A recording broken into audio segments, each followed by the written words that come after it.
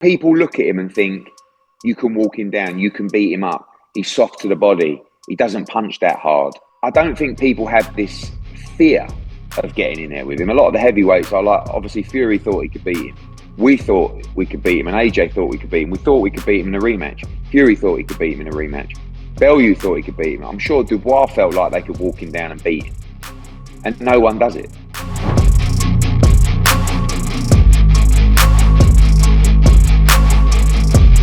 Eddie Hearn, the high-profile promoter, is lobbying for his fighter, IBF Cruiserweight champion Jai Opetaia, to face the unified heavyweight champion Oleksandr Usyk in a bid for the WBA, WBC, and WBO world titles. While an ambitious move, this proposition raises eyebrows and stirs controversy among boxing purists.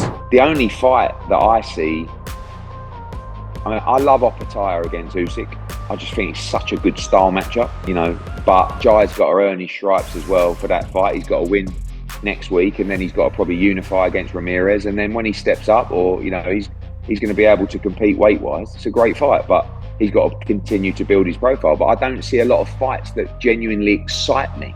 The idea of Opetaia stepping into the ring with Usyk, bypassing the top heavyweight contenders, is widely viewed as a blatant disregard for the integrity of the sport. Critics argue it would be unjust to fighters like Martin Bakole, Ajit Cabale, and Joseph Parker, who have earned their spots in line through hard-fought battles. Allowing Opetaia to skip the queue for a shot at Usyk's heavyweight crown sends the wrong message to aspiring contenders and fans alike. It's not about merit but money. Opetaia, currently undefeated with a record of 26-0, 20 knockouts, is seemingly Hearn's best option for now. However, the Australian cruiserweight has yet to prove himself against top-tier heavyweights. His most notable victory, a decision win over Maurice Briedis, was far from convincing. In that bout, Opetaia appeared to falter under pressure, retreating and looking visibly shaken when the 39-year-old Briedis turned up the heat in the later rounds. Such performances cast doubt on Opetaia's readiness to face a relentless and technically brilliant champion like Usyk. If Hearn is serious about positioning Opetaia as a legitimate heavyweight contender, the path is clear. Opetaia needs to earn his shot. A gauntlet of heavyweight tests against the likes of Martin Bakole, Daniel Dubois, Bakole Jalilov, and Ajit Cabale would silence critics and solidify his credentials. Only after conquering these challengers should Opetaia be considered for a crack at Usyk's titles.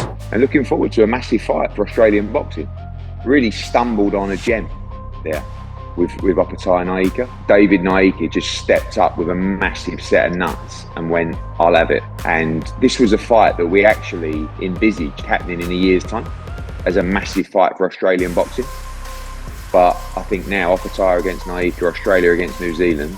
In the meantime, Opetaia is set to defend his IBF Cruiserweight belt against David Nika on January 8th at the Gold Coast Convention Centre in Queensland, Australia. Nika, a late replacement for the injured Hussein Sinkera, presents a modest challenge, but it's unlikely to quell doubts about Opetaia's ability to step up to the heavyweight stage. The bout will be streamed live on DAZN, offering fans a glimpse of Opetaia's form as the debate over his future continues. Subscribe.